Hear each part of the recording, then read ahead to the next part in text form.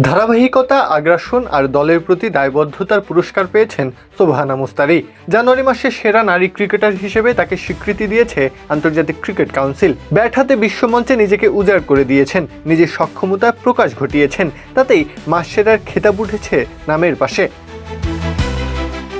বাংলাদেশের ইতিহাসে দ্বিতীয় নারী ক্রিকেটার হিসেবে এই সম্মান পেলেন সোবহানা। এর আগে 2023 সালের নভেম্বরে প্রথমবারের মতো এই স্বীকৃতি পেয়েছিলেন নাহিদা আক্তার। স্পিন জাদু দেখিয়ে অর্জন করেছিলেন এই খেতাব। তবে এবার ধারা পাল্টে গেছে। সোবহানা মুস্তারি ব্যাট হাতে জাদু দেখিয়ে প্লেয়ার অব দ্য মান্থের খেতাব বাগিয়ে নিয়েছেন। টি-20 বিশ্বকাপের বাছাই পর্বে বাংলাদেশের ছিল এক অপ্রতিরোধ্য অভিযান। 6 ম্যাচ 6 জয়, একটিও হারের দাগ পড়েনি। অপরাজিত চ্যাম্পিয়ন হয়ে নারী বিশ্বকাপের মূল পর্বে জায়গা নিশ্চিত করেছে বাংলাদেশ। আর এই সাফল্যের নেপথ্যে ব্যাট হাতে ছিলেন সোবহানা মুস্তারি। পুরো টুর্নামেন্টে 45.80 গড়ে 229 রান, স্ট্রাইক রেট 145.85। টি-20-র মাপকাঠিতে যা কেবল ভালো নয়, এক কথায় আধিপত্য।